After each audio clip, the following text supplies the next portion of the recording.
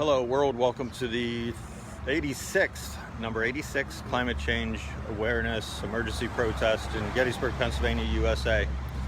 It is July 31st, 2020. As I said, this is number 86. Next week will be August 7th protest, and that'll be number 87. So presently the CO2 level is 413.75. Last year it was 409, so you're looking at a 4.75% rise in CO2 over last year. It fluctuates back and forth, but it's not a good situation, you know, in spite of coronavirus and everyone thinking the CO2 levels must be going down. In fact, they're going up significantly, and we have a spiral going out of control, and our politicians aren't getting it, and the common person isn't getting it. And very, very, very, very few people understand the significance of what's happening. It's not a good situation, and people need to wake up in a hurry. And, you know, I've been saying this for a year and a half now on these talks, but it's not happening, and it's not going to happen because everyone's too wrapped up in their own little world, which is understandable. But you got to step outside yourself at some point and realize that you're not only killing your children very soon, but you're killing yourself too. So, you know, entire families are going to die as a result of this through starvation and lack of habitat. But, you know, at least we got television for now, right? Presently, the coronavirus is out of control throughout the world, especially the United States. The United States has crossed the 155,000 level as far as deaths go. And I think it's somewhere around 4.5 million tests around the world have tested positive in the United States. President Trump wants to send the kids back to school, which is understandable, but you know it's not understandable in light of the lack of immunity or cure for coronavirus. So you know he keeps touting that kids are immune to catching it, and what I see is that he's not paying attention to science. And yeah, the statistics right now bear out that the kids aren't catching coronavirus mainly because they're staying home. They don't go to beach parties. They don't hang out in restaurants. They don't go to bars. So now the children are going to get exposed to each other in schools, and locally in Gettysburg, they have a horrendous policy that the kids have to wear a mask when they go into the school. But once they get into their class, they can take their mask off, which makes absolutely no sense at all. And I am very concerned that, you know, a lot of parents are going to be bringing their kids home in body bags, if they even get to see them at all when they're in the hospital. You know, well, this is a science experiment, and it's a stupid one, and they're taking unnecessary risk. And you know, if anyone's from Gettysburg School District, they need to put pressure back on the school board. Kids need to wear a mask at all times. In fact, they probably shouldn't even be in school at all. But you know, who am I to say? You know, presently the Arctic is still losing ice at record rates. If you go on Patrick McNulty on Facebook, you can see his postings, you know, about how bad the sea ice is getting up north at the North Pole. We could have a blue ocean event by September, Sam Carino predicts, and you know, whether we have it or not, you know, the final bit of ice doesn't matter at this point because the entire Arctic region, the entire Arctic region is heating up at a ridiculous rate, and so you're getting a lot of bad effects of that.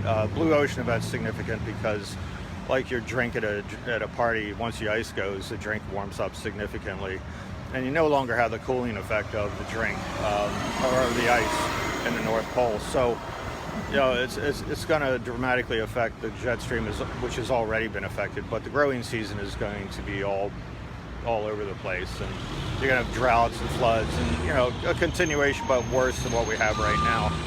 And also, the center of the cold will shift over Greenland, which is 17 degrees farther to the east and southeast and of the North Pole. And what that does is really affect the jet stream. So nothing's going to be predictable as far as growing crops, which people kind of tend to need when they want to eat. So with the heating in the North Pole and the Arctic region, Arctic Circle area, is causing a loss of permafrost. So you have destabilization of the soils. Many houses in Alaska are falling down, and trees are falling over, and forests are collapsing due to the stability of the soil being lost. You have bubbling of lakes. You know, supposedly reports say that you have methane bubbling up through the lakes, and people can hear it percolating like a coffee pot. So it's just out of control. And some guy just drove by saying bullshit about climate change. Good for him. In 3 years, 4 years, 5 years, 6 years, we just went through a hot spell here of 95 degrees, 94 degrees for over 3 weeks now. So today is going to be 81 for once. So, these people deny what's happening. They refuse to look out what's happening. And these are the kind of people that are going to kill us because they refuse to budge in spite of all the evidence to the contrary. And they're too stupid to follow the science and too stupid to learn things. But, that's what's going to happen to the world. It's going to drag us down, and people aren't paying attention to what's happening. So I don't know how you get through it to an idiot or a drunk. It's very difficult, and, without shaking them and looking them right in the eye. But you don't have time to do that to everyone. So, unless the politicians get on board, we're dead. We're dead people walking. Right now, the carbon sink is being outstripped. The carbon sink of the Amazon forest and the rainforest and the Arctic region is being outstripped by the amount of methane and CO2 being put out, not only by nature but also by humans. It's a scary situation as to how much is erupting methane-wise. Methane is a greenhouse gas, as I said before, that's 162 times more potent than CO2 in the first 2 years, and over the course of 100 years it's severely more potent. It averages out to 60 to 80 times more potent than CO2. So you got Greenland warming up due to climate change, which from their point of view it's a good thing. They're able to farm land that was unfarmable before. Greenland has heated up 1.5 degrees Celsius over the last 30 years as opposed to 4. And which is about a 3-degree increase Fahrenheit in heating up there. So a lot of their people, instead of being hunters, are now becoming farmers. The significance of Greenland, though, the scary part is that if the ice melts there, sea levels will rise 21 feet. So that'll inundate every coastal city in the country and also around the world, as well as Bangladesh. So on the other hand, from Greenland, you got Morocco, who's losing their oases. They've lost 2/3 of their oases in the last however many years. They're becoming a total desert country. Region. They were supporting a huge amount of people, and now the people are leaving. The kids are leaving the oasis communities. They produce dates and fruits from their trees, and they had triple level farming there. You had palms, that had dates, and then you have underneath you have fruit, and then you have grasses or crops underneath that. So you had 3-layer protection going on. And now they're losing all that. You have desertification of the Sahara is encroaching upon much of Africa and also Morocco. Europe and North Africa, basically Southern Europe, will become uninhabitable in the near future. It's going to just be too hot. And the case of that is millions of people are going to have to leave that area. You're going to have the Ganges and the Indus River, in Asia and drying up, or a loss of water, and billions of people rely on those rivers from the Himalayas for crop support and also just water in general. It's entirely possible that the Amazon will reach a tipping point that right now 17% has been cut down, and once it hits a certain tipping point, it heats up the ground too much, and then the forests start dying off, and eventually you're going to end up with a savanna. And due to its location, my estimate is you're going to end up with the Amazon desert, which is a weird phrase to say, but the Amazon desert is opposed to the Sahara desert. So we got an election coming up in the fall, and everyone thinks that Biden or Trump will be our savior, and that's their opinions, and that's well and good. What we need, though, both from Republicans and Democrats, is a lot of pressure constantly be put on the politicians to do the right thing. And the sad part about that is you cannot rely on the politicians to do the right thing without that pressure. They don't have a good core value in order to say, hey, we got to do this, we got to do that. Yeah, they'll mouth, what they feel is right for the public to hear, but if you look at the records of the candidates that are running, it's pretty horrendous. And, I call upon Democrats and Republicans to start studying up on things and realize how bad the climate change situation is, and to constantly be putting pressure on the Republicans and Democrat candidates that things need to be done. Right now, with this election coming up, Trump now wants to delay the election for whatever reason. He says it's because you won't be able to trust the results, but you know, that's what monitoring's all about. And he's engaged in supposedly the postmaster is engaged in a process of slowing down the mail. He's dispatched military troops to cities such as Portland to engage and attack American citizens. You know, it's up to the mayors to request help, and if they feel they're not in need, it's not the federal government's responsibility to get involved and to send actual military troops in there and shooting them with so-called rubber bullets, which are gigantic. I mean, they're like that big, and they're not bullets at all. It's an unbelievable projectile, and it's supposed to be bounced off the road and into the crowd, but no, they're shooting them directly in the face and in the chest and groin area and wherever they want to shoot. And also using tear gas and pepper gas and pepper spray and whatnot. So they're using the military troops to attack American citizens. You know, he bragged yesterday about using great force against, you know, in these cities. Oh, we're going to bring in the military and use great force against these people, these terrorists and these left-wingers and what.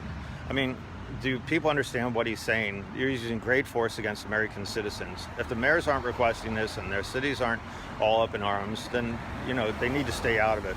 This is a slippery slope when you're bringing military troops, because you're walking right on the edge of total fascism. So if you looked at Germany, this is where we're headed.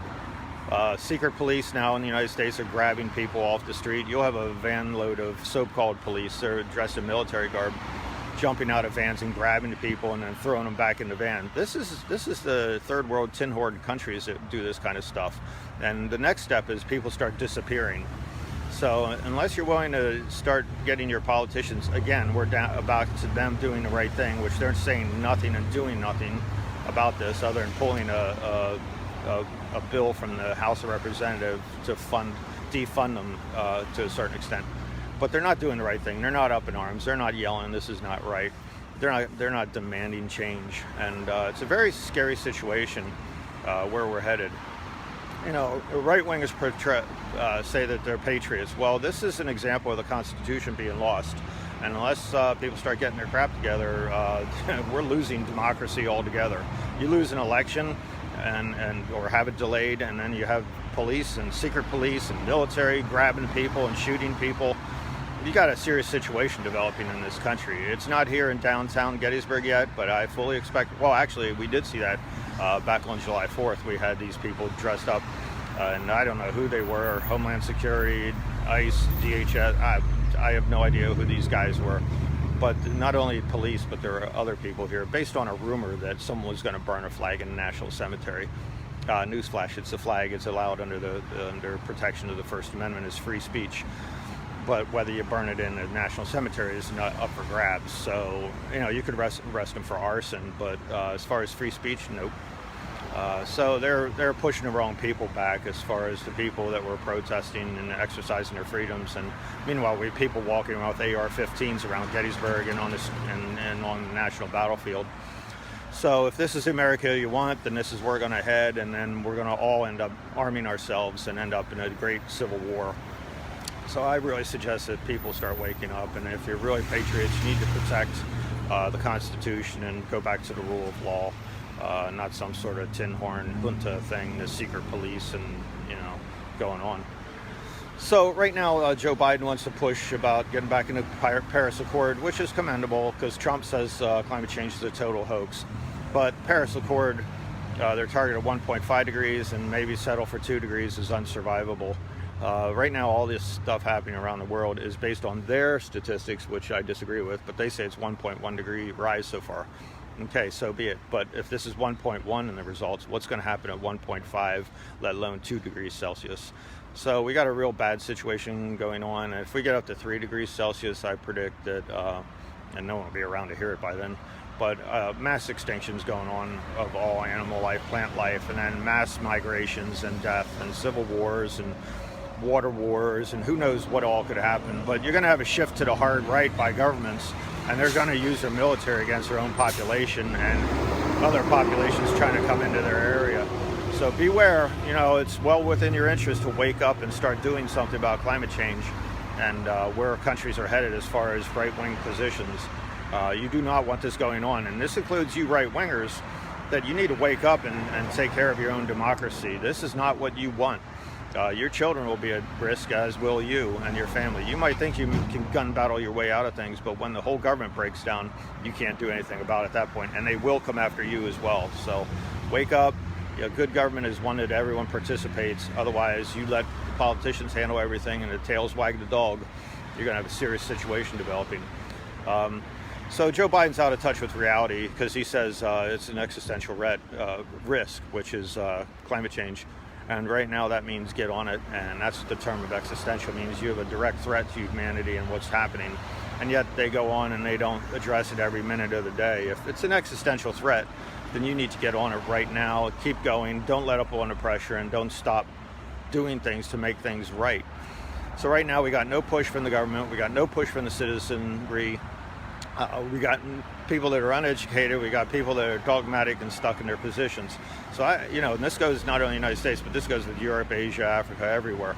People need to wake up and start getting it going. And right now, I don't see it happening, and I am not very positive as to where we're headed. And I'm pretty positive as to where we're headed, but I'm not positive about what we're headed for. So I suggest, everyone become a climate change expert. As I said, Patrick McNaldy's good on Facebook, Sam Carena. If you want to go to YouTube, and also Environmental Coffee House. But if on YouTube as well, you got Peter Wadhams, Peter Carter, Paul Beckwith, Allison Green, Roger Hallam, Rupert Reed, Extinction Rebellion, and again, Environmental Coffee House has really good talks several times a week. So next week is August 7th, climate change protest. I wish it could be more positive, but as I said, I'm out here by myself, and people just aren't getting it. And the only thing they get is to feel some need to yell that climate change isn't real. But reality does come home, and science doesn't lie. And the science will win out, sad to say. And people can have their dogmatic positions, but it won't make the dog hunt. And it's not a pretty situation at all. So hopefully next week someone will start participating. And I don't mean just do a talk, but hopefully people do start doing their own thing and really studying and talking with their friends and getting out and doing their own protest and around the world. So I don't see much going on. I'll catch you next week, August 7th. Bye.